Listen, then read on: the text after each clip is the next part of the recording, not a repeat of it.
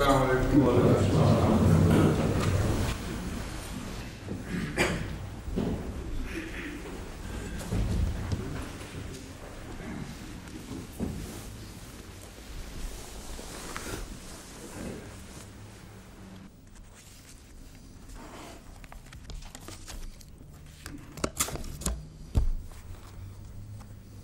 شان نزول کا مضمون جاری ہے، اور آج یہود کی جلاوطنی سے تعلق میں جو آیت کریمہ ہے سورہ الاحزاب 27-28 آیات کریمہ جو ہیں ان کی تلاوت ہوگی۔ اعوذ باللہ من الشیطان الرجیم، بسم اللہ الرحمن الرحیم۔ وَأَنزَلَ الَّذِينَ ظَاهَرُوهُم مِّنْ أَهْلِ الْكِتَابِ مِنْ صِيَاصِهِمْ وَقَذَفَ فِي قُلُوبِهِمُ الرُّعْبَ فَرِيقًا تَقْتُلُونَ وَتَأْسِرُونَ فَرِيقًا وَأَوْرَثَكُمْ أَرْضَهُمْ وَدِيَارَهُمْ وَأَمْوَالَهُمْ وَأَرْضًا لَمْ تَطَوْهَا وَكَانَ اللَّهُ عَلَىٰ كُلِّ شَيْءٍ قَدِيرًا۔ یہ سورہ احزاب کی 27 اور 28 آیات ہیں، اور اس میں ان مشرکین حملہ آور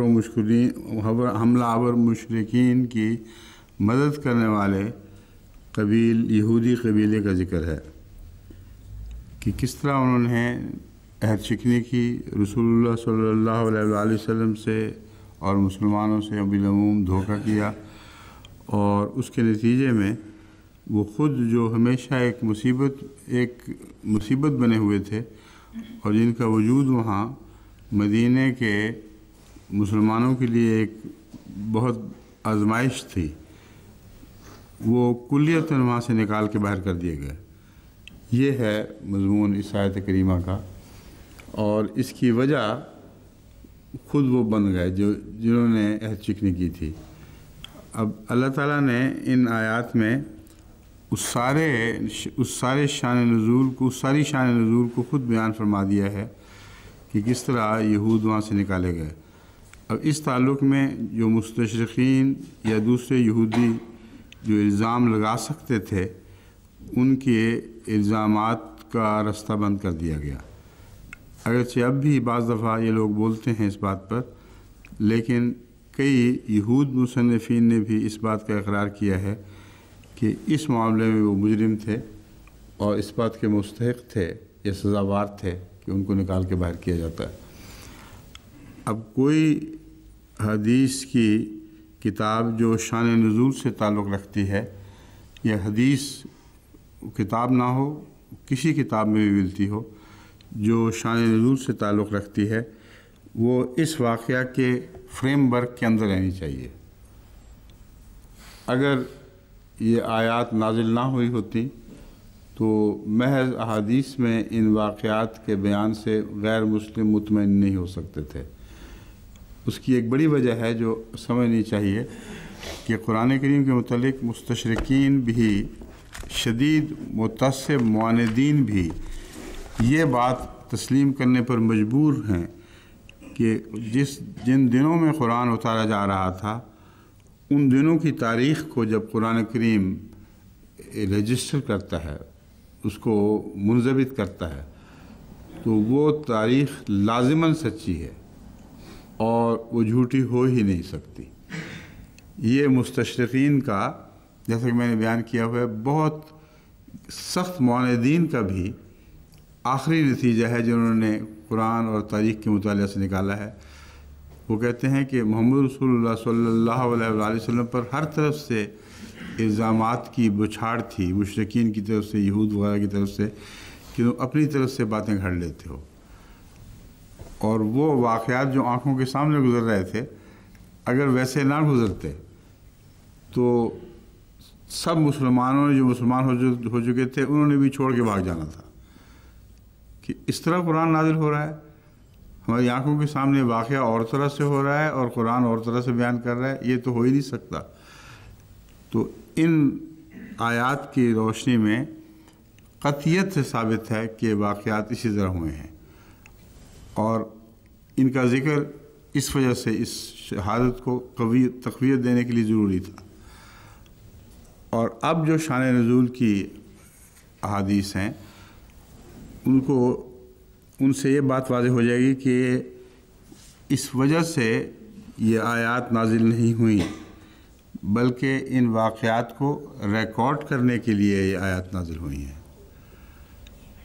صاف ظاہر ہے کہ یہ واقعات گزر چکے تھے، یہ مدینے کی تاریخ کا حصہ بن رہے تھے۔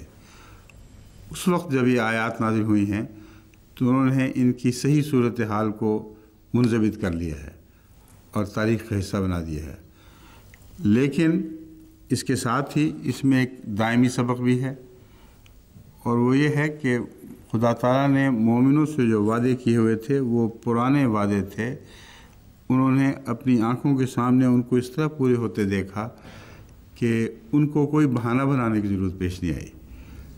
رسول اللہ صلی اللہ علیہ وسلم کو اپنے عہد پر قائم رہنے کی توفیق عطا فرمائی، اور اس عہد کے نتیجے میں ایک مصیبت پالی گئی تھی، ان معنوں میں کہ رسول اللہ تو اپنے عہد کے سچے تھے اور وہ حسن سلوک فرما رہے تھے جو یہود سے ہونا چاہیے تھا، مگر دشمنوں نے اندرونی طور پر باطن میں عہد شکنی کر کے مسلمانوں کے لیے ایک مصیبت کھڑی کر دی تھی۔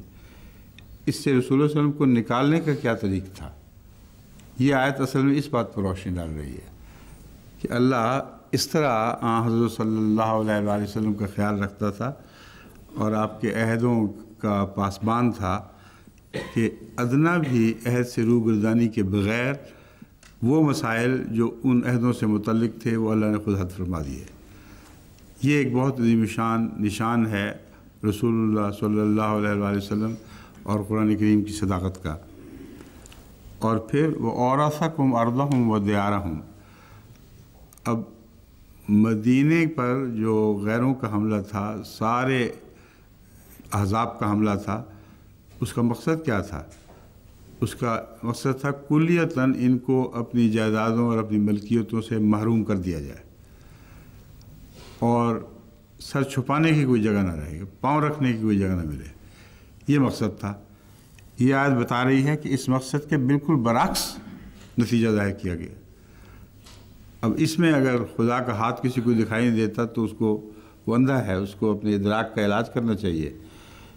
بین ہی اپوزٹ نتیجہ ہے، وَأَوْرَثَكُمْ أَرْضَهُمْ وَدِيَارَهُمْ، تمہاری زمینیں تنگ کرنے کی بجائے، تمہاری جائیدادیں محدود کرنے کی بجائے اللہ تعالیٰ نے تمہارے لیے ایسا انتظام فرما دیا کہ اسی حملے کے نتیجے میں اس کا برعکس نتیجہ نکلا، اور اس کی بڑی شدید ضرورت تھی۔ پس عہد شکنی مسلمانوں کے خلاف نہیں گئی، ان کے حق میں گئی۔ اس عذاب کے دور میں سے گزرنے کے بعد اتنی غربت اور اتنی مشکلات تھیں جو عذاب میں دکھائی دے رہی تھیں، اگر یہ واقعہ نہ ہوا ہوتا تو ان کے حل کی کوئی صورت نہیں تھی۔ پر اللہ نے دشمن کو پاگل بنا کے، یعنی پاگل تو تھا ہی، ان سے بدعہدی کروا کر ایک بہت بڑا عظیم شان احسان کیا ہے مسلمانوں پر کہ اب روزمرہ کی مصیبت سے بھی نجات، اور جس مقصد کو لے کے آئے تھے اس کا الٹ نتیجہ آپ دیکھ لو اپنی آنکھوں کے سامنے۔ تمہاری ساری غربت کی ضرورتیں جو اس زمانے میں عہد خاص طور پر احزاب میں پہلے سے بڑھ گئی تھیں، ان سب کا ازالہ اسی جنگ احزاب نے کر دیا ہے۔ یہ ہے اصل اس کی شان نزول۔ اور جیسا کہ میں نے عرض کیا ہے، اس کے فریم ورک کے اندر ان واقعات کی حدود کی چار دیواری میں اگر کچھ حدیثیں ملیں جو ان واقعات پر مزید روشنی ڈالیں تو بسم اللہ، بہت ہی اچھی بات ہے۔ مگر شان نزول وہ ہے جو میں بیان کر رہا ہوں، اس میں وہ ساری حکمتیں پیش نظر ہیں۔ واقعات کس طرح رونما ہوئے اس کی تفصیل نہ بھی ہوتی تو یہ آیات کافی تھی، لیکن اگر تفصیلات مل جائیں تو 100 بسم اللہ، ہمیں وہ بھی اچھی لگیں گی۔ اب سورہ حدیبیہ کے ذکر میں سورہ الفتح آیات 19 اور 20 کو میں لیتا ہوں۔ اللہ تعالیٰ فرماتا ہے لَقَدْ رَضِيَ اللَّهُ عَنِ الْمُؤْمِنِينَ اذ یبایعونک تحت الشجرۃ فعلم ما فی قلوبہم فانزل السکینۃ علیہم واصابہم فتحا قریبا ومغانم کثیرۃ یاخذونہا وکان اللہ عزیزا حکیما۔ ان کا ترجمہ سورہ تفسیر صغیر میں یوں ہے: اللہ مومنوں سے اس وقت بالکل خوش ہو گیا، رضی اللہ کا لفظ آپ اکثر سنتے ہیں، صحابہ کے متعلق اطلاق پاتا ہے، تو لقد رضی اللہ کا ترجمہ یہ فرمایا گیا ہے کہ اللہ بالکل خوش ہو گیا۔ قد میں ایک مضمون کا کے ثبات کا ذکر ملتا ہے، کسی مضمون کو کلیتاً شدت کے ساتھ ثابت کرنے کے لیے بعض دفعہ قد استعمال ہوتا ہے۔ قد عمومی طور پر تو یہ معنی رکھتا ہے کہ ہو چکا ہے واقعہ ہے، قریب میں جو واقعہ ہو اس سے پہلے قد آتا ہے، مگر جو واقعہ 100% یقینی ہو اس کے لیے بھی لفظ قد استعمال کیا جاتا ہے۔ حضرت مسلم موعود نے ان معنوں میں یہ ترجمہ فرمایا ہے، اس وقت بالکل خوش ہو گیا، یعنی بے حد خوشی، اس سے زیادہ مومنوں پر خدا کی رضا اور کیا ہو سکتی تھی کہ اس نے اس طرح اپنی خوشی کا ان کے لیے اظہار فرمایا ہے۔ اذ یبایعونک تحت الشجرۃ، جب وہ تیری بیعت درخت کے نیچے کر رہے تھے، فعلم ما فی قلوبہم، یہ میں اپنی طرف سے کر دیا ترجمہ، حضرت مسلم کا ترجمہ پڑھتا ہوں۔ جب کہ وہ درخت کے نیچے تیری بیعت کر رہے تھے اور اس نے اس ایمان کو جو ان کے دلوں میں تھا خوب جان لیا، سو اس کے نتیجے میں اس نے ان کے دلوں پر سکینت نازل کی اور ان کو ایک قریب میں آنے والی فتح بخشی، اور بہت سے غنیمت کے مال بھی بخشے ہیں جن کو وہ قبضے میں لا رہے تھے، اور اللہ غالب اور حکمت والا ہے۔ یہ دو باتیں ہیں جو اس میں خصوصیت سے پیش نظر رکھنے والی ہیں کہ یہ وہ لوگ ہیں جن سے اللہ مکمل طور پر راضی ہو گیا، جو درخت کے نیچے بیعت کر رہے تھے۔ جن سے اللہ مکمل طور پر راضی ہو گیا، ان سے ہمارے شیعہ بھائی مکمل طور پر ناراض ہو گئے۔ یہ تضاد ہے جو اس شان نزول سے صاف دکھائی دے رہا ہے۔ اس آیت کے ہوتے ہوئے وہ سارے صحابہ جو اس میں شامل تھے، ان کے اوپر کسی کو زبان کھولنے کی ضرورت نہیں ہونی چاہیے۔ اگر زبان کھولے گا تو جس طرح وہ ان سے ناراض ہوگا، اللہ ان سے ناراض ہوگا، کیونکہ خدا تعالیٰ نے ان کی حفاظت فرما دی ہے اور آئندہ کے لیے بھی ان کو خوشخبریاں دی ہیں۔ بس ایسے لوگ جو صلح حدیبیہ میں درخت کے نیچے بیعت کر رہے تھے، ان کے خلاف کسی قسم کی کوئی روایت قبول نہیں ہوگی جو اس آیت کے اس شان نزول کے خلاف ہے جو آیت خود پیش کر رہی ہے۔ فَأَنزَلَ السَّكِينَةَ عَلَيْهِمْ وَأَصَابَهُمْ فَتْحًا قَرِيبًا، یہ فتح قریب کون سی ہے جس کا ان کو وعدہ دیا گیا ہے؟ جی ہاں، فتح مکہ۔ اس فتح قریب کا وعدہ پورا ہونے تک کوئی بھی ایسی بات نہیں ہے جو خدا تعالیٰ کی سزا کے خلاف ہو۔ یہ نقطہ ہے جو میں آپ کے سامنے کھولنا چاہتا ہوں۔ اس سے پہلے انہوں نے دوسری جنگوں کی باتیں کی ہیں، احد کی باتیں کی ہیں، بدر کی باتیں کی ہیں، نعوذ باللہ من ذالک۔ انہی صحابہ کو ان جنگوں کے حوالے سے زخمی کرنے کی کوشش کی گئی ہے اور بکثرت لٹریچر ضائع کیا گیا، منہ کالا کر دیا اپنے لٹریچر کا، ان صحابہ کے عیب تلاش کرنے اور ان جنگوں کے حوالے سے ثابت کرنے میں کہ نعوذ باللہ من ذالک ان سے اللہ تعالیٰ ناراض تھا، اور اگر پہلے کبھی اچھے کام کیے بھی تھے تو ان جنگوں کی آزمائش نے، خصوصاً جنگ احد کی آزمائش نے ان صحابہ کو خدا کی نظر میں کلیتاً رد کر دیا۔ یہ خلاصہ ہے شیعہ لٹریچر کا، اور یہ آیت کریمہ اتنا حصہ اس لیے کافی ہے کہ اس کو کلیتاً ہمیشہ کے لیے رد کر دے، کیونکہ صرف اس وقت خدا ان سے راضی نہیں ہوا، بلکہ راضی ہونے کے نتیجے میں ایک وعدہ کیا ہے، اور جب تک وہ وعدہ پورا نہیں ہوا یہ لوگ خدا کی رضا کے تابع تھے،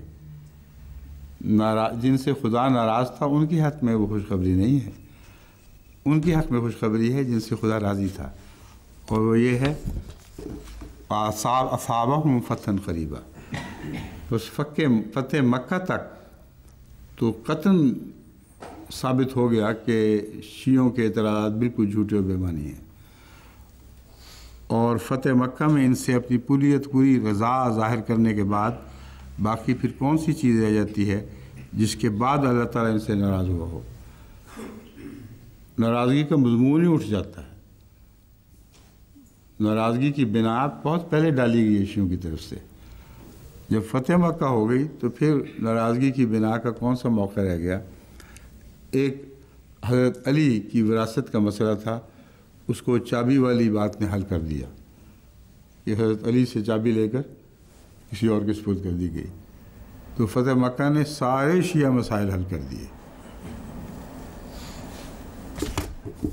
اس لیے یہ جو میں شان نزول قرآن کریم کی بیان کر رہا ہوں، اس میں گہری حکمتیں ہیں۔ یہ قرآن کریم ہی کی طرف سے قرآن کریم کے آیات کے نزول کی وجوہات بیان فرمائی گئی ہیں۔ وَمَغَانِمَ كَثِيرَةً يَأْخُذُونَهَا وَكَانَ اللَّهُ عَزِيزًا حَكِيمًا۔ اور اس سلسلے میں جو یہ اعتراض کیے جاتے ہیں کہ حضرت علی رضی اللہ تعالیٰ عنہ اور حضرت فاطمہ رضی اللہ تعالیٰ عنہا کے حقوق غصب کر دیے گئے، اور وہ مغانم جن کا حصہ بڑا حصہ ان کو ملنا چاہیے تھا رسول اللہ کے ورثے کے طور پہ، وہ ان کو نہیں دیا گیا، صحابہ نے بانٹ لیے۔ یہ آیت کیا کہتی ہے؟ اللہ نے وہ مغانم عطا کیے اور سب صحابہ کو عطا کیے، وہ جو بیعت میں شامل تھے کم سے کم وہ، اور اس کے علاوہ ان کے ساتھی اور ان جیسے۔ وَمَغَانِمَ كَثِيرَةً يَأْخُذُونَهَا وَكَانَ اللَّهُ عَزِيزًا حَكِيمًا۔ کثرت سے ان کو مغانم عطا کیے کرے گا یعنی خدا، اور یہ عطا کر دیے گئے۔ وَكَانَ اللَّهُ عَزِيزًا حَكِيمًا، اور اللہ تعالیٰ بہت عزت والا غلبہ رکھنے والا اور حکیم ہے۔ سورہ الممتحنہ 13 آیت میں عورتوں کی بیعت اور اس کے الفاظ کا ذکر ہے۔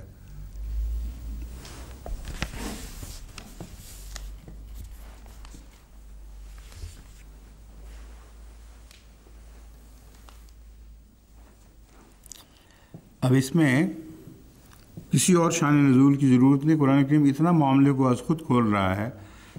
یہ نہیں فرما رہا کہ بعض عورتوں نے یہ حرکت کی تھی، بعض عورتوں نے یہ حرکت کی تھی، ان حرکتوں کے پیش نظر اللہ تعالیٰ نے یہ تعلیم دی۔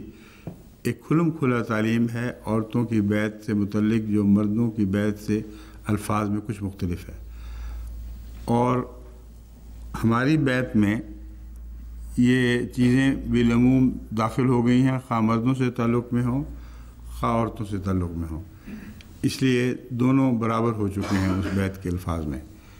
لیکن قرآن کریم نے معلوم ہوتا ہے بعض عورتوں کی طبیعت کے لحاظ سے کمزوریاں تھیں، ان کو ننگا کرنے کی بجائے بیعت کے الفاظ میں ان کو ڈھانپ لیا، اور معاشرے میں جو بدیاں ورثے میں آئی تھیں ان بدیوں کو کے خلا کما کے لیے یہ آیا اپنی ذات میں کافی ہیں، اور یہ بتانے کے لیے کافی ہیں کہ عام طور پر جو ارد گرد میں عورتیں ہوا کرتی تھیں وہ کیا کیا حرکتیں کیا کرتی تھیں۔ اس زمانے کے لحاظ سے بعض برائیاں ایسی تھیں جو عورتوں میں خاص تھیں اور ان کا ایک روزمرہ کا دستور بن چکا تھا۔ اب بتائیں اس واقعہ میں کس شان نزول کی ضرورت ہے؟ یہ خود شان نزول ہے۔ یہ آیت بتا رہی ہے کہ کس پس منظر میں یہ آیات نازل ہوئی ہیں اور عام طور پر عرب معاشرے کا کیا حال تھا۔ فرمایا یا ایھا النبی، اے نبی، ایھا النبی، جب مخاطب یوں اللہ تعالیٰ فرماتا ہے ایھا النبی تو خصوصیت کے ساتھ رسول اللہ صلی اللہ علیہ وسلم کو خطاب ہوا کرتا ہے۔ اذا جاءک المؤمنات یباینک علی اللہ تشرکن باللہ شیئا، جب مومن عورتیں تیرے پاس آئیں، یباینک علی اللہ تشرکن، یہاں جب مومن عورتیں آئیں اور تیری بیعت کریں، اس سے کیا مراد ہے؟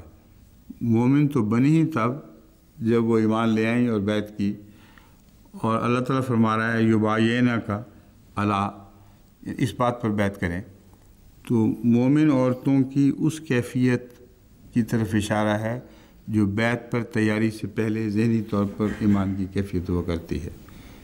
یہ مراد نہیں کہ روزمرہ کی مومن عورتیں جب آئیں، بلکہ مراد یہ ہے کہ اگر عورتوں میں سے بعض ارادہ کریں، دل میں ایمان لے آئیں اور فیصلہ کر لیں کہ اب ہم نے بیعت کر لینی ہے، تو جب وہ بیعت کرنے کے لیے آئیں تو ان کی بیعت قبول کیا کر، اور ان کے الفاظ یہ ہونے چاہیے الا اللہ یشرکن باللہ شیئا، کہ وہ ہرگز کسی صورت میں بھی اللہ کا شرک نہیں کریں گی، کسی چیز کے ذریعے بھی ایک ذرہ بھر بھی اللہ کا شرک نہیں کریں گی، ولا یسرقن، اور نہ چوری کریں گی، ولا یزنین، اور نہ زنا کریں گی، ولا یقتلن اولادہن، اور نہ اپنی اولاد کو قتل کریں گی۔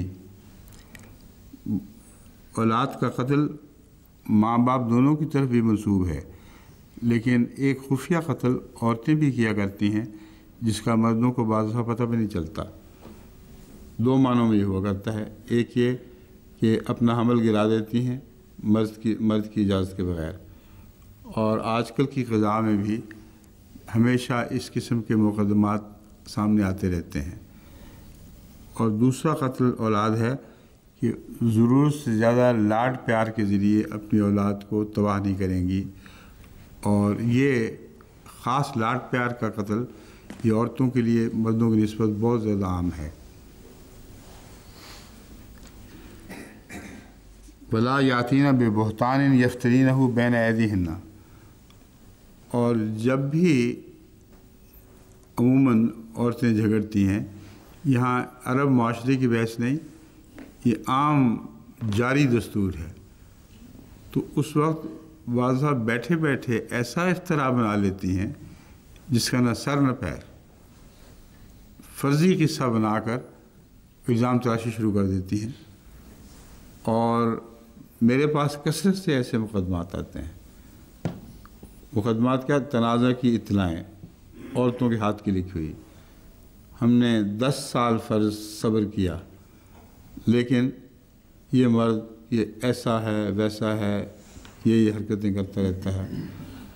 اگر 10 سال صبر کیا تھا تو خدا تعالیٰ کی نافرمانی کی تھی، ان باتوں پر صبر کرنے کا تمہیں حق نہیں تھا، تمہارا فرض تھا اس وقت علیحدگی کرتی۔ جب یہ گزارا ہو گیا اتنی دیر، تو اب ان باتوں کو کھولنے کی تمہیں اجازت نہیں ہے، کیونکہ بعید نہیں کہ مرد بھی تمہاری کچھ باتوں پر صبر کرتا رہا ہو، اور اگر مجھے دونوں فریقوں سے یہ چیزیں ملنی شروع ہو جائیں تو میں کیا کیا کریدتا پھروں گا۔ اس لیے ناراضگی کی وجہ کوئی اور ہے، مرد کی بدکرداری جو بیان کی جاتی ہے وہ نہیں ہوتی۔ اگر مرد کی بدکرداری ناراضگی اور علیحدگی کی وجہ ہوتی تو بہت پہلے علیحدگی ہو جانی چاہیے تھی۔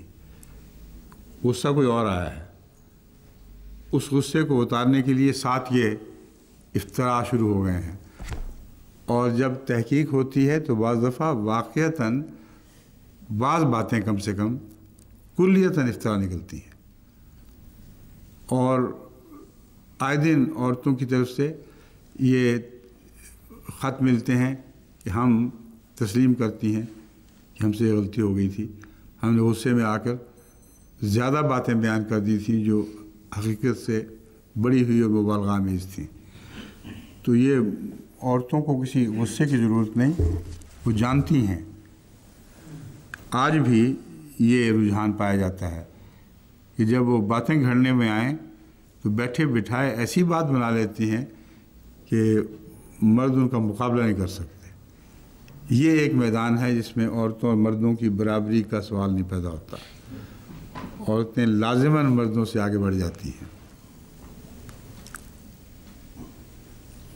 بین ایدیہن و ارجلہن، کیسا عمدہ نقشہ کھینچا گیا ہے، ہاتھ پاؤں سامنے ہیں اور بیٹھے ہوئے باتیں گھڑ رہی ہیں۔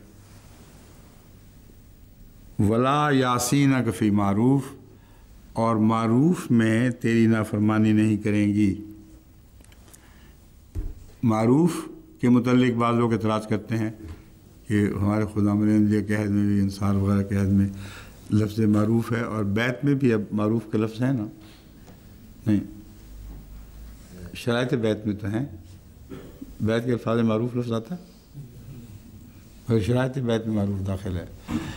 معروف سے مراد یہ نہیں ہے کہ صرف عام باتوں میں جو عرف عام میں اچھی ہوں ان میں تیری نافرمانی کریں گی، باقی سب باتوں میں کریں گی۔ نافرمانی جو شریعت کے احکام کے تابع ہو وہ تو سراسر فسق و فجور ہے اور ظاہراً منع ہے، اور نعوذ باللہ من ذالک یہ ہو ہی نہیں سکتا کہ رسول اللہ صلی اللہ علیہ وسلم کو شریعت کا حکم دیں اور اس کے لیے کسی مزید عہد کی بھی ضرورت ہو۔ وہ اہل بیت کے آغاز میں اس نیت میں داخل ہے کہ میں مسلمان ہوتا ہوں یا مسلمان ہوتی ہوں، تمام شریعت نافذ ہو جاتی ہے اس وقت۔ پھر معروف کا کیا مطلب ہوا؟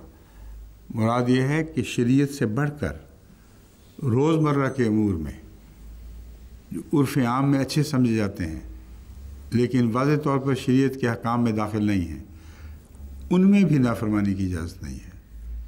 یہ عہد کرو، یہ نہ بتاؤ کہ نکالو آیات اور دکھاؤ کن کن خدا تعالیٰ کی آیات یا منشاء کے مطابق یہ حکم دیا گیا ہے، اس بحث میں نہیں پڑو گے۔ یہ مردوں کے لیے بھی عام ہے اب اور عورتوں کے لیے بھی عام ہے کہ جب اچھی بات ہو تو جس کو تم نے امام بنایا ہے اس کے حکم کی پیروی کرو، اور اچھی بات کا جھگڑا اس سے یہ نہ کرو کہ اچھی بات نہیں ہے۔ وہ جب اچھی سمجھتا ہے تو پھر اچھی سمجھ کے قبول کرو۔ اگر شریعت کے خلاف ہے تو معروف کا سوال ہی نہیں، اس میں تمہارے لیے دو ہی رستے ہیں، یا تو سمجھو کہ امام نے شریعت کے حکم کو بہتر سمجھا، یا اس امام کا ہاتھ چھوڑ دو۔ اور بیت میں یہ بات داخل ہے، جب چاہو الگ ہو جاؤ، جب چاہو داخل ہو جاؤ۔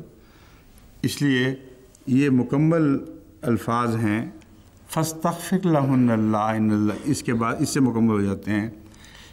ایسی صورت میں اگر وہ یہ کریں تو ان کے لیے استغفار کر اللہ تعالیٰ سے، ان اللہ غفور الرحیم، یقیناً اللہ تعالیٰ بہت بخشنے والا اور بہت رحم فرمانے والا ہے۔ یہاں اس شان نزول کے ساتھ جو استغفار کا لفظ استعمال ہوا ہے، اس سے پتہ چلتا ہے کہ بیت اکیلی کافی نہیں، جب تک اس بیت کے مقاصد کو تقویت دینے کے لیے محمد رسول اللہ صلی اللہ علیہ وسلم ان لوگوں کے لیے استغفار نہ کریں۔ اب یہ سوال ہے، رسول اللہ صلی اللہ علیہ وسلم تو اب ہمیں نہیں ہیں، لیکن یہ میں آپ کو یقین دلاتا ہوں کہ آپ کا مسلمانوں کے لیے اور مومنوں کے لیے استغفار قیامت تک کا معاملہ ہے، کسی ایک دور سے تعلق نہیں رکھتا، آپ کی زندگی کے ایام سے تعلق نہیں رکھتا، بلکہ آپ ہی کا استغفار ہے جو ہمیں سنبھالے ہوئے ہے، اور قیامت تک کے لیے مومنوں کے لیے استغفار کام کر رہا ہے۔ اس لیے وہ یہ نہ سمجھے کہ اس سے پتہ چلا کہ پرانی بات ہو گئی۔ سورہ ممتحنہ آیت 13۔ اب شان نزول کو اس زمانے کی عورتوں سے ماننا ظاہر ہے کہ بالکل غلط ہے۔ یہ اکثر عورتوں کے فطری تقاضے ہیں جن کو اس آیت میں لیا ہے، اور ان فطری تقاضوں کے نتیجے میں بیان ایسا ہے کہ اس زمانے کی عورتوں کی کمزوریوں کی پردہ داری ہو گئی ہے، پردہ دری نہیں کرنا پڑی۔ ایسا بیان ہے عورتوں کی طبیعت کا جو ہمیشہ کے لیے ہے، اور اسی بیان کے تابع ان پر خدا تعالیٰ نے ستاری کا پردہ ڈال دیا۔ اب سورہ فتح کی آیات جو فتح مبین سے متعلق ہیں میں لیتا ہوں۔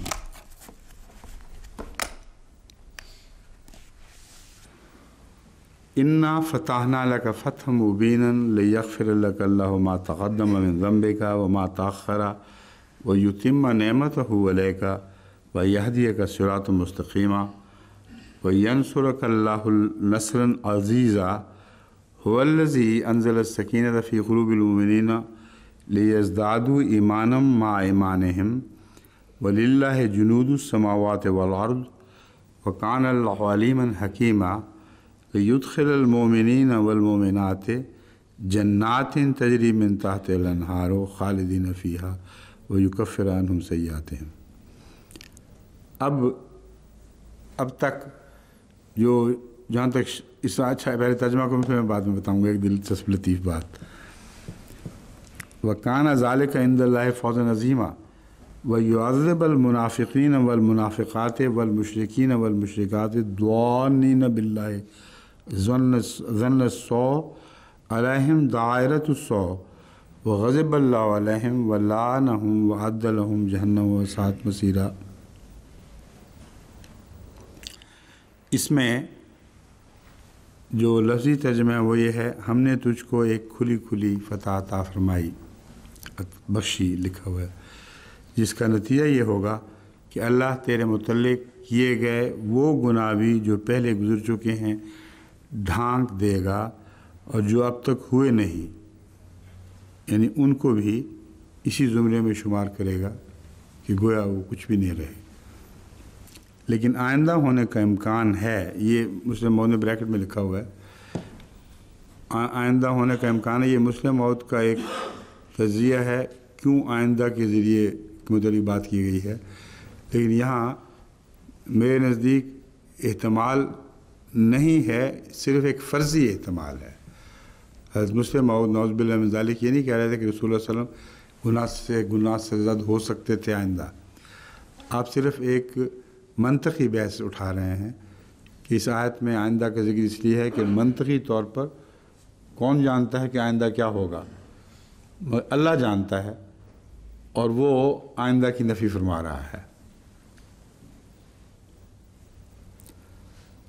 और तुझ पर अपनी नेमत पूरी करेगा और तुझे सीधा रास्ता दिखाएगा और अल्लाह तेरी शानदार मदद करेगा।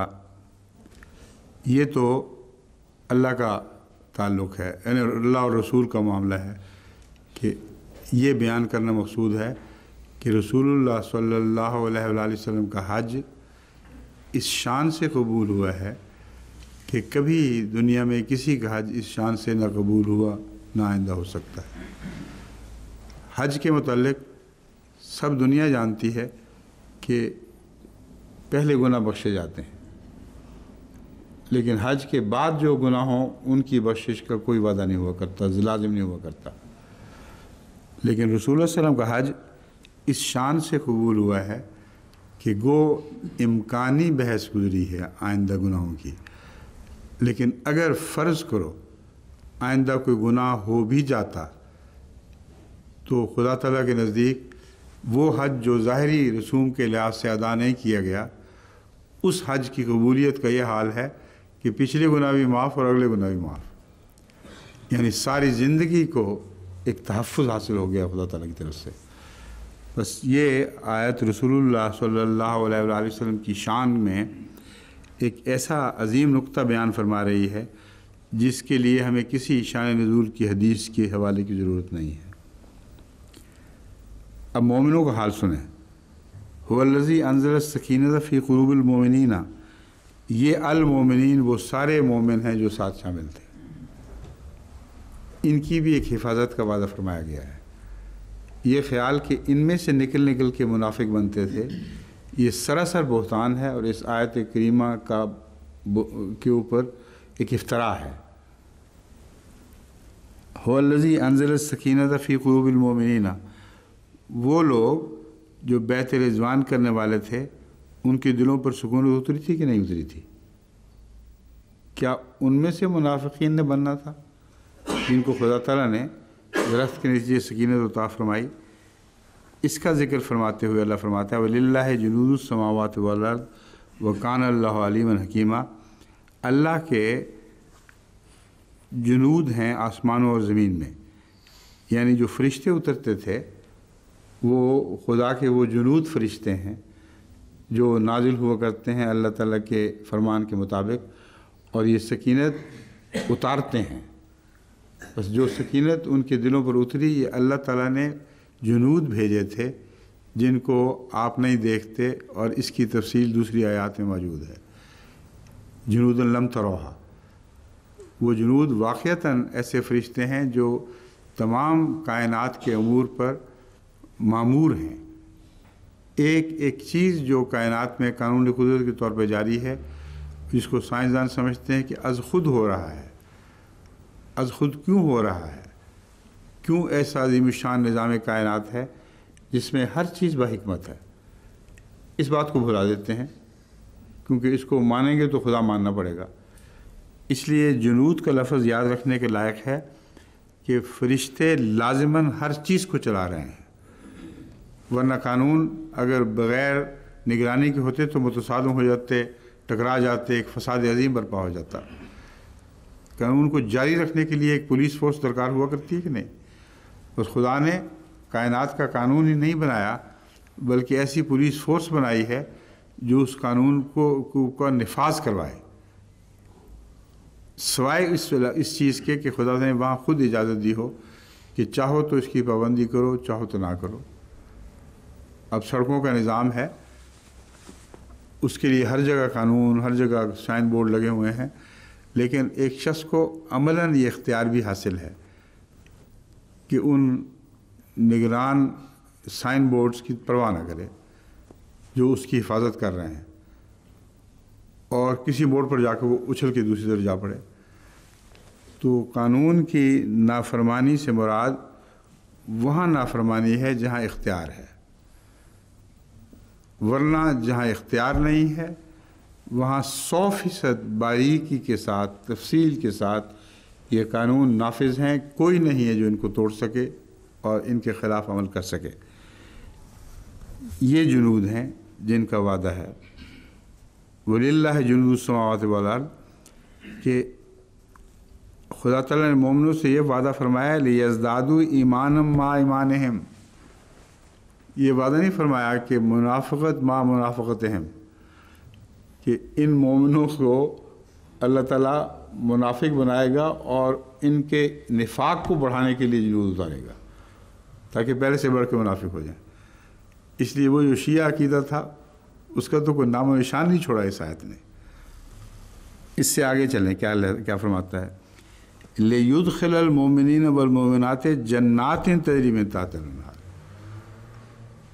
اب یہ جو بات کی کوئی جنگ یا کوئی اور بات پیش کرنا چاہیں تو جنات میں داخل ہونے کے بعد کی پیش کریں گے؟ اس لیے اللہ تعالیٰ نے ان کو انجام تک پہنچا دیا کہ جب تک یہ جنات میں داخل نہ ہو جائیں یہ لوگ، اس وقت تک خدا کا وعدہ لازماً خدا پر فرض ہے اور ان کے حق میں پورا ہونا ہے۔ تو بات کا کون سا زمانہ ہے جس میں یہ منافق ہوئے؟ جنتوں میں داخل ہونے کے بعد منافق ہو گئے؟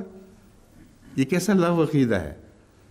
بس اور کوئی بحث نہ بھی ہو، سورہ فتح کی یہ آیات شیعوں کے ہر جھوٹے الزام کو رد کرتی ہیں۔ وہ تمام صحابہ جو صلح حدیبیہ میں شامل ہوئے ہیں، جنہوں نے درخت کے نیچے بیعت کی ہے، ان کے ذکر میں اللہ تعالیٰ فرما رہا ہے میرے ان سے وعدے اس دنیا کی فتح کے نہیں ہیں بلکہ قیامت تک کے لیے ممتد ہیں، اور جنتوں میں وہ لوگ داخل کیے جائیں گے، اور یہ اللہ تعالیٰ پر فرض ہے۔ اور برائیاں بڑھائی نہیں جائیں گی، وَيُكَفِّرُ عَنْهُمْ سَيِّئَاتِهِمْ، اگر کوئی برائی رہ بھی گئی تھی تو اللہ نے اپنے اوپر فرض کر لیا ہے کہ ان برائیوں کو دور کرے گا۔ بس صلح حدیبیہ کے بعد تمام صحابہ کا جو اس صلح میں شامل تھے، سفر نیکیوں کی طرف ہے، برائیوں کے کم ہونے کی طرف ہے، اور نیکیوں کے بڑھتے ہوئے اس حد تک آگے بڑھنے کا ذکر ہے کہ خدا تعالیٰ ان کو جنات نصیب کر دے گا اور اس دنیا میں ان میں کوئی ناپاک تبدیلی نہیں آنے دے گا۔ اب اس میں صرف رسول اللہ صلی اللہ علیہ وآلہ وسلم کے زندگی کی باتیں نہیں ہیں۔ اکثر شیعوں نے یہ بات گھڑی ہے کہ فلاں جنگ میں وہ تو خیر ہو گیا، فلاں جنگ میں یہ حرکت کی، فلاں میں، اس کے بعد کہتے ہیں جب رسول اللہ صلی اللہ علیہ وآلہ وسلم نے آنکھیں بند کیں تو پھر یہ صحابہ بگڑے ہیں۔ یہ آیت قرآنی کہتی جھوٹ بولتے ہو۔ اللہ فرماتا ہے مرتے دم تک میں نہیں بگڑنے دوں گا، تم کون ہوتے ہو ان کے بگاڑ کی باتیں کرنا۔ بس یہ تمام صحابہ رسول اللہ علیہ وسلم کی زندگی میں بھی پاک صاف اور خدا کی حفاظت کے نیچے تھے، اور رسول اللہ علیہ وسلم کی زندگی کے بعد بھی مسلسل اسی حفاظت کے نیچے تھے۔ جو اپنے مذہب کو ثابت کرنے کے لیے اس آیت کو جھٹلاتا ہے اس کا قرآن سے کوئی تعلق نہیں، خود ذمہ دار ہے۔ اس لیے جیسا کہ میں نے عرض کیا ہے، میرے نزدیک یہ آیات شیعہ غلط عقائد کو رد کرنے کے لیے اپنی ذات میں مکمل ہیں، کوئی بھی ان میں ادنا سا پہلو بھی باقی نہیں رہا جو ان کی روایات کو رد نہ کریں۔ اور انہوں نے جو شان نزول بنائی ہوئی ہے آیات کی، یہ آیات اس کے ساتھ رد کر رہی ہیں، بس یہ شان نزول ہوتی ہے۔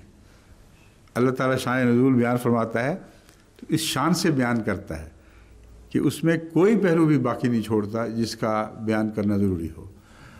اور اس کے خلاف جتنی شان نزول کی باتیں ہیں، خواہ کتنی بڑی روایتوں سے دی گئی ہوں، کتنی قوی سند کے ساتھ پیش کی گئی ہوں، ان کو جس طرح سیلاب بہا کے تنکوں کو لے جاتا ہے، اس طرح یہ آیات کریمہ ان فرضی شان نزول کی روایات کو خس و خاصاک کی طرح بہا کے لے جاتی ہیں۔ اب وہ منافقین ہیں جو ان آیات کی شان نزول کے برعکس معنی کرتے ہیں، یہ منافقین نہیں ہیں جن کا ذکر گزرا ہے۔ فرمایا وہ یعذب المنافقین والمنافقات والمشرکین والمشرکات ظانین باللہ ظن السوء۔ وہ منافق ہیں اور وہ مشرک بھی خدا کے غضب کے نیچے ہیں جو اللہ پر ظن سوء رکھتے ہیں۔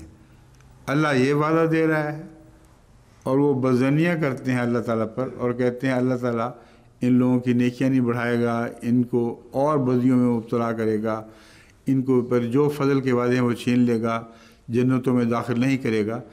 یہ سارے اللہ پر ظن سوء کا نتیجہ ہیں، اور جو اللہ پر ظن سوء کرے گا وہی مشرک ہے اور وہی منافق ہے۔ علیہم دائرۃ السوء، ان کی وہ جو برائیاں ان میں دیکھنا چاہتے ہیں کہ ان کو تقدیر اڑا دے، وہ ان کے اوپر پڑے گی، اور مسلمانوں کا ایک ایسا روشن مستقبل دیکھیں گے کہ ان کے کوسنے، ان کی بد دعائیں، ان کا یہ کہ اللہ ان پر عذاب ڈالے، یہ ساری باتوں کو دیکھنے سے یہ لوگ محروم رہ جائیں گے۔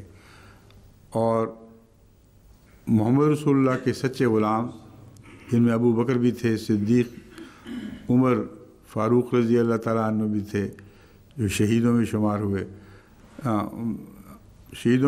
ہوئے، اور حضرت عثمان، جن کے متعلق میں نے ایک روایت بیان کی تھی کہ وہ صدیقوں میں بھی ہیں اور شہیدوں میں بھی ہیں، اور حضرت علی چوتھے خلیفہ۔ ان چاروں کے تعلق میں اور ان کے ساتھیوں کے تعلق میں یہ آیات قطعیت رکھتی ہیں۔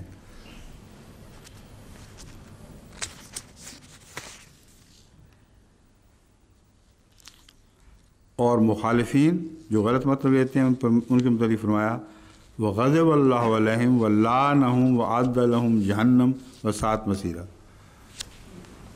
جو برعکس لوگ ہیں ان کے متعلق فرمایا ہے ان کو اللہ تعالیٰ نے ان پر غضب کیا ہے، ان پر لعنت کی ہے، اور ان کے لیے جہنم تیار کی ہے جو بہت برا ٹھکانہ ہے۔ اب پہلی آیات میں ان لوگوں کے لیے کیا تیار تھا؟ جنت، ایسی جنت جس میں وہ داخل ہوں گے۔ یہ ایک لوگ ہیں جن سے جہنم کا وعدہ کیا گیا ہے، وہ اور یہ جنت والے ایک لوگ ہو سکتے ہیں؟ بس اس بات کو پلے باندھ لیں کہ اور بھی میں نے طریقے بتائے ہوئے ہیں شیعوں سے بحثوں کے، مگر آج مجھے شان نزول پر غور کرتے ہوئے یہ بات سمجھ آئی ہے پہلی دفعہ کہ یہ آیات تو کلیتاً شیعہ کا قلع قامہ کر دیتی ہیں۔ ایک ہی دین باقی رہتا ہے جو تمام خلفاء سے وابستہ ہو، اور رسول اللہ صلی اللہ علیہ وسلم اور صحابہ سے جنت میں داخل ہونے تک جو وعدے کیے گئے ہیں، جو ان پر ایمان لانے والے لوگ ہیں وہی سچے ہیں، اور باقی سب قرآن کے مخالف ہیں۔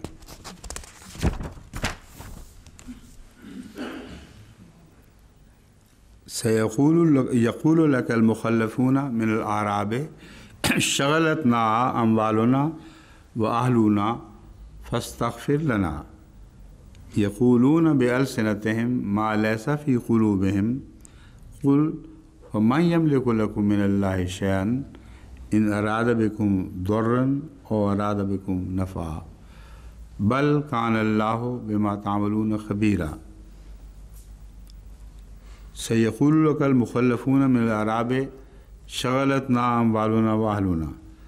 یہ جنگ تبوک کا ذکر چل رہا ہے، اور اس میں عراب کی طرف سے جو بہانہ خوریاں ہونی تھیں، جو عجیب عذر تراش کر صحابہ سے دور رہتے ہوئے بھی ان نعمتوں میں حصہ پانے کا اصرار تھا جو مشقت کرنے والے صحابہ کو اللہ تعالیٰ نے عطا فرمائی تھیں، ان کا ذکر مل رہا ہے.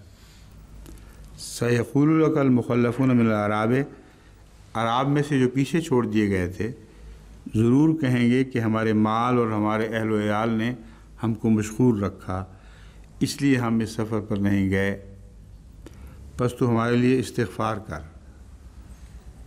اب یہ جو لفظ استغفار کر یہ جھوٹ ہے. ایسے لوگ تھے جو رسول اللہ صلی اللہ علیہ وسلم کی خدمت میں حاضر ہوتے تھے اور کہتے ہم مصروف رہے، یہ ایسا ہو گیا ایسا ہو گیا، اب ہمارے لیے استغفار کر، ہمیں معاف فرمائے، اللہ معاف فرمائے. یہ جو عذر ہے استغفار کر کا یہ آج بھی جاری ہے.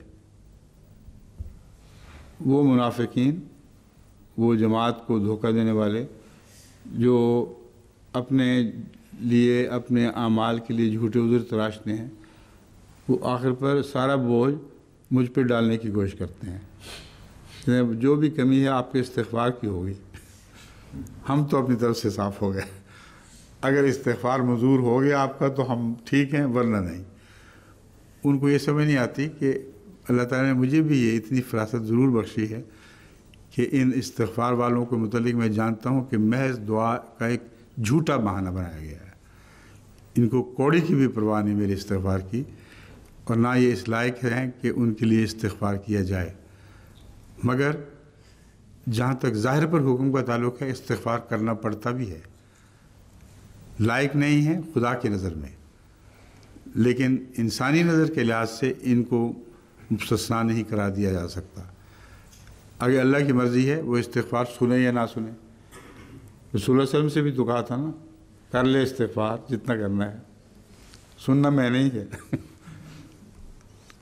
بس وہی مضمون ہے جو ہمیشہ کے لیے جاری و ساری ہے. مجھے مجبوراً، میں خدا تو نہیں ہوں، دل کا حال تو نہیں جانتا، مگر اندازہ رکھتا ہوں کہ یہ ایسے ہی ہیں، مگر مجبوراً ان آیات کریمہ کی روشنی میں جو استغفار کے متعلق بیان کر رہی ہیں ان کے لیے استغفار کرنا پڑتا ہے.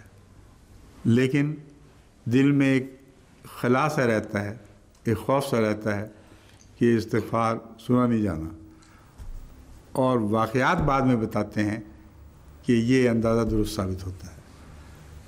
مگر کئی ایسے ہوں گے جن کے متعلق ہو سکتا ہے میرا اندازہ غلط ہو. اللہ تعالیٰ ان کے دل کا حال بہتر جانتا ہے اور ان کے حق میں استغفار سن بھی لے. اور کبھی ایسے لوگ بھی سامنے آ جاتے ہیں جن کی واقعتاً کایا پلٹ جاتی ہے. تو لفظ استغفار میں یہ بات پیش نظر رکھیں کہ استغفار کرنا آپ کے فرائض میں داخل ہے. اگرچہ استغفار کی درخواست کرنے والے جھوٹے ہی کیوں نہ ہوں. پس رسول اللہ صلی اللہ علیہ وآلہ وسلم کے سامنے آ کر وہ یہ کہا کرتے تھے، یقولون بألسنتہم ما لیس فی قلوبہم، اپنی زبانوں سے وہ بات کہہ رہے ہیں جو ان کے دل میں نہیں ہے. قل فمن یملک لکم من اللہ شیئا ان اراد بکم ضرا. تو استغفار کے متعلق تو رسول اللہ صلی اللہ علیہ وسلم کا یہی طریق تھا کہ آپ کرتے تھے، گناہگاروں اور منافقین کے سردار کے لیے بھی کرتے تھے. لیکن فرمایا ان کو یہ مطلع ضرور کر دے کہ اللہ سے تمہیں کون سی چیز بچائے گی اگر وہ تمہارے لیے ضر کا، نقصان کا ارادہ کر لے، او اراد بکم نفع، یا اللہ اگر تم میں سے کسی کو نفع پہنچانا چاہے تو اسے کوئی روک بھی نہیں سکتا. بس یہ یاد رکھو کہ فیصلہ اللہ نے کرنا ہے. اگر تم نفع کے لائق اس کی نظر میں ٹھہرے تو کوئی دنیا کی طاقت اس نفع کی راہ میں حائل نہیں ہو سکتی. اور اگر جیسا کہ ظاہر ہے تمہارے دل میں نفاق ہے تو خدا تعالیٰ کے ضرر سے جو تمہیں پہنچے گا اس سے تمہیں کوئی بچا نہیں سکے گا. بل کان اللہ بما تعملون خبیرہ، بلکہ صورتحال یہ ہے کہ اللہ تمہارے دلوں کا حال خوب اچھی طرح جانتا ہے، اس سے بخوبی باخبر ہے. بل ظننتم ان لن ينقلب الرسول والمؤمنون الی اہلہم ابدا، تمہارا حال یہ ہے کہ تم یہ گمان کیا کرتے تھے کہ حضرت محمد مصطفیٰ رسول اللہ صلی اللہ علیہ وسلم اور مومن اپنے اہل و عیال کی طرف کبھی بھی واپس نہیں آئیں گے.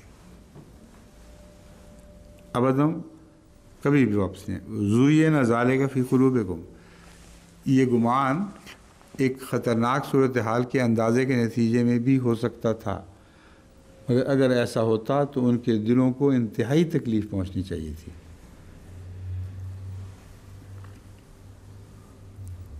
لیکن زُیِّنَ ذَلِکَ فِی قُلُوبِکُم، ان لوگوں کو اپنے دلوں کو پہچاننے کے لیے خدا تعالیٰ نے کتنی وضاحت سے نفسیاتی کیفیات کو بیان فرمایا ہے. محض اس اعلان پر اکتفا نہیں کی کہ تم جھوٹ بول رہے ہو، تم یہ کر رہے ہو. فرمایا یاد کر لو، اپنے دلوں کو اچھی طرح دیکھ لو. تمہیں جب یہ خیال گزرا تھا کہ جنگ تبوک کا سفر اتنا خطرناک ہے کہ اس سے رسول اللہ صلی اللہ علیہ وسلم اور آپ کے صحابہ لوٹ نہیں سکتے، تو تمہارے دل میں تو غم کی آگ لگ جانی چاہیے تھی، ناقابل برداشت حال ہو جاتا کہ رسول اللہ صلی اللہ علیہ وسلم کو ہم دوبارہ نہیں دیکھ سکیں گے. لیکن اے بدبختو، تم خوش ہوتے تھے اس بات سے. یہ خیال تمہارے دل میں زینت بنا دیا گیا اور تمہیں بہت اچھا لگتا تھا کہ اب کبھی نہیں آئیں گے اور ہمیشہ کے لیے ہمیں ان سے چھٹکارا ہو گیا. یہ آیت کریمہ قطعیت کے ساتھ ان لوگوں پر ان کا حال کھول رہی ہے. وَظَنَنْتُمْ ظَنَّ السَّوْءِ وَكُنْتُمْ قَوْمًا بُورًا، اور تم نے ایک بدظنی سے کام لیا. ظن السوء سے مراد عام بدظنی نہیں بلکہ خدا کے حق میں بھی بدظنی کی، لوگوں کے حق میں بھی بدظنی کی، اور یہ ظن اپنی ذات میں انتہائی قریب منظر تھا، قریب تھا کہ رسول اللہ صلی اللہ علیہ وسلم واپس نہیں آئیں گے. وَكُنْتُمْ قَوْمًا بُورًا، اور تم ہلاک ہونے والے لوگوں میں شامل ہو گئے ہو. اب حنین کی جنگ ہے جس کے متعلق بعض شیعہ حضرات بعض استنباط کرتے ہیں، اور اس کے بعد جو اموال ہیں ان کی تقسیم وغیرہ اس قسم کی بہت سی بیہودہ باتیں ہیں. اور حضرت عمر کے متعلق کہ وہ اس طرح بھاگے ہوئے فلاں راستے میں کھڑے تھے. یہ ساری بحثیں میں ان آیات کے متعلق پہلے ایک درس میں بیان کر چکا ہوں. یعنی ان آیات کی بحث تو درس میں ابھی نہیں آئی تھی غالباً، سورہ توبہ جو ہے، لیکن شیعوں کے الزامات کے حوالے سے میں اس کا ذکر کر چکا ہوں. مگر سورہ فتح کی آیات کے بعد وہ جو میرا بیان تھا وہ اس کے مقابل پر، فتح کی آیات کے مقابل پر ایک معمولی بیان رہ گیا ہے. جس شان کے ساتھ جنت میں داخل ہونے تک اللہ تعالیٰ نے مومنوں کی حفاظت فرمائی ہے، اس کے بعد وہ باتیں علمی باتیں ہیں، مگر اس سے زیادہ اتنی بڑی اہمیت نہیں جتنی سورہ فتح کو آیات کو حاصل ہے.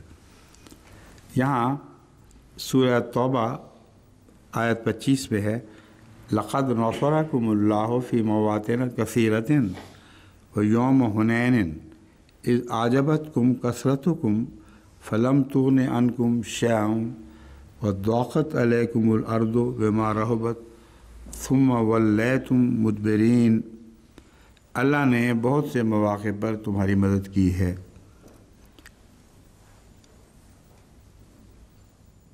لقد نصرکم اللہ میں جو قد کا زور ہے وہ تمام مواطن کی طرف اشارہ کر رہا ہے. یعنی صرف میرے نزدیک یہ مطلب کافی نہیں کہ بہت سے مواطن میں مدد کی ہے. اب مراد یہ معلوم ہوتی ہے کہ ہر موقع پر جہاں مدد کی ضرورت تھی لازماً اللہ نے مدد کی ہے، ورنہ ایک بھی استثناء مانا جائے تو تعجب ہوگا کہ کیوں خدا نے اس موقع پر مدد نہیں فرمائی۔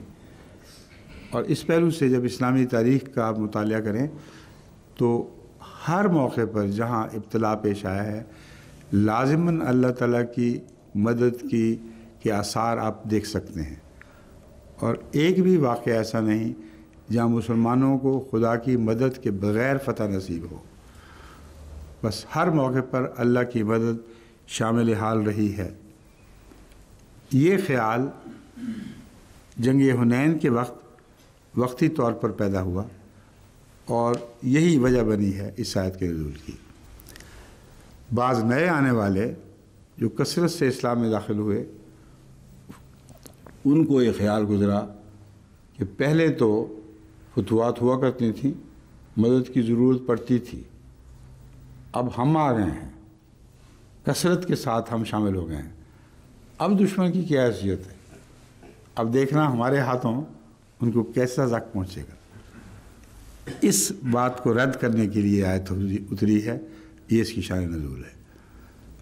اللہ تعالیٰ نے فرمایا یہ بات ہے تو دیکھ لو، پھر اپنی کثرت پر زوم کرنے والے، اس کو کافی سمجھنے والے اقلیت کے خلاف، یہ نہ بھولنا کہ اقلیت کو غلبہ اس لیے ہوا کرتا تھا کہ اللہ تعالیٰ دیتا تھا، لیکن اگر حالات کو اسی طرح چھوڑ دیا جاتا تو اقلیت کو مغلوب ہو جانا چاہیے تھا۔ تم نے اس کا انکار کر دیا ہے، تم نے سمجھا ہے اللہ کی مدد کی ضرورت نہیں تھی، اب کثرت کو مدد میسر نہ ہو تو تمہارا کیا حال بنے گا یہ دیکھ لو۔ جھوٹی اقلیت سے مار کھا جاؤ گے، اس لیے نہیں کہ اللہ اقلیت کی مدد کر رہا ہے، اس لیے کہ اللہ نے اپنی مدد کا وعدہ جو ہمیشہ کے لیے تھا ایک موقع پر وقتی طور پر ہاتھ کھینچ لیا، تمہیں دکھانے کے لیے کہ اللہ کی مدد تھی جو کام کیا کرتی تھی، نہ کہ کثرت اور قلت کی بحث۔ اذ اعجبتکم کثرتکم، جب تمہاری کثرت نے تمہیں اپنے اوپر ایک جھوٹے فخر پر مجبور کر دیا۔ فلم تغن عنکم شیئا، کوئی کارروائی تمہاری کام نہ آئی۔ وضاقت علیکم الارض، اور تم پر اپنی اکثریت کے باوجود زمین تنگ ہو گئی، بما رحبت، اس وجہ سے جو تم پر رعب پیدا ہو گیا، ثم ولیتم مدبرین، اور پھر تم اس سے بھاگ اٹھے، دوڑ پڑے۔ ضاقت علیکم الارض بما رحبت، رحبت سے مراد میرے نزدیک وہ رعب ہے جو لڑائی کا رعب ان پر طاری ہو گیا تھا، اور وہ خوف جس کے نتیجے میں وہ بھاگے ہیں، اس کی وجہ سے زمین تنگ ہو گئی۔ اب کیسی مزے کی بات ہے، کثرت ہو تو زمین تنگ ہونی چاہیے تھی۔ تو فساد و بلاغت کا یہ بھی ایک عجیب انداز ہے کہ کثرت کے ہوتے ہوئے زمین تنگ ہو گئی، مراد یہ ہے کہ تمہاری کثرت نے تمہاری فتح کی زمین تم سے چھین لی، اور تمہیں پاؤں رکھنے کے لیے جگہ نہ ملی، اور اٹھ دوڑے فراخی کی تلاش میں۔ اس وقت بتاؤ کون تمہارے کام آیا؟ رسول اللہ صلی اللہ علیہ وسلم، وہ اقلیت جس کی وجہ سے ہمیشہ فتح ملا کرتی تھی، اس اکثریت میں بھی وہی اقلیت تمہارے کام آئی، اسے نے جنگ کا پاسا پلٹا ہے، اور اس کے نتیجے میں وہ مغانم و کثیرتاً کے جو وعدے تھے وہ بھی پورے ہو گئے، ان میں بھی کوئی کمی نہیں آئی۔ تو یہ شان نزول ہے، اس عظیم الشان طریق پر اللہ تعالیٰ ان حالات کو بیان فرماتا ہے، اور وہ حدیثیں جو اس سے ٹکرانے والی ہیں، جو حضرت عمر کے متعلق، حضرت دوسرے صحابہ کے متعلق فرضی باتیں گھڑتی ہیں، یہ آیات ان کو جھٹلا رہی ہیں، ان کی کوئی حیثیت نہیں۔ اور فتح مکہ والی آیات، سورہ فتح کی آیات بھی اس مضمون کے خلاف تمام پیش کرنے والے لوگ، جو وجوہات پیش کرنے والے لوگ جو شان نزول کی حدیثوں میں مبتلا ہو کر غلط تشریحات کرتے ہیں، اس یہ آیت اپنی ذات میں بھی ان کا رد کر رہی ہے، مگر فتح مکہ کے سورہ فتح والی آیات تو بڑی شدت کے ساتھ ان کا رد کر رہی ہیں۔ سورہ البقرہ 154 158 یا ایھا الذین آمنوا استعینوا بالصبر والصلاۃ ان اللہ مع الصابرین، اے لوگو جو ایمان لائے ہو، استعینوا بالصبر والصلاۃ، صبر کے ذریعے اور نماز کے ذریعے اللہ تعالیٰ کی مدد چاہو۔ ان اللہ مع الصابرین، یقیناً اللہ تعالیٰ صبر کرنے والوں کے ساتھ ہے۔ اب یہاں نماز پڑھنے والوں کے ساتھ نہیں فرمایا، یہ کیا وجہ ہوئی؟ صبر تو نسبتاً کم درجے کی ایک خوبی ہے، الصلاۃ اصل چیز ہے جو جان ہے ساری باتوں کی۔ یہ کیوں نہیں فرمایا کہ اللہ تعالیٰ نماز پڑھنے والوں کے ساتھ ہے؟ کیوں ڈاکٹر صاحب کچھ ذہن میں آ رہا ہے کہ نہیں؟ کبھی کبھی ذرا تھوڑی سی تبدیلی کی خاطر یہ سوال جواب بھی ہو جائیں، کیونکہ وقت 1 منٹ کا رہ گیا ہے اور اس آیت کو دوبارہ کل اٹھانا پڑے گا۔ کیا خیال آیا آپ کو؟ صبر وہی کر سکتے ہیں جو نماز پہ قائم ہو سکتے ہیں، کوئی توفیق ملتی ہے؟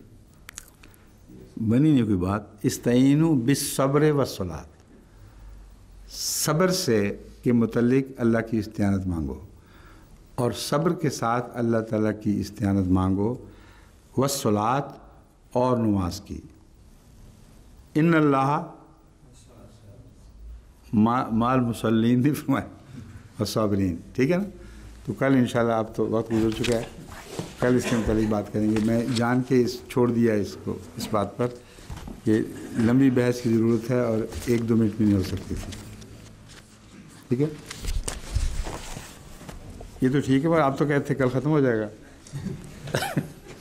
مجھے لگتا ہے اس نے کافی دن لینے ہیں، 2-3 دن لینے ہیں کم از کم، اور یہ بحثیں ایسی ہیں جو بہت ضروری ہیں۔ اس نظر سے پہلے ان آیات کا معائنہ نہیں کیا گیا، میرے علم میں نہیں ہے۔ تو اللہ تعالیٰ کا ہر رمضان میں ایک خاص احسان ہوتا ہے، خاص مضمون ابھر کر سامنے آتا ہے۔ اس دفعہ شان نزول والا رمضان ہے یہ، ٹھیک ہے؟ السلام علیکم۔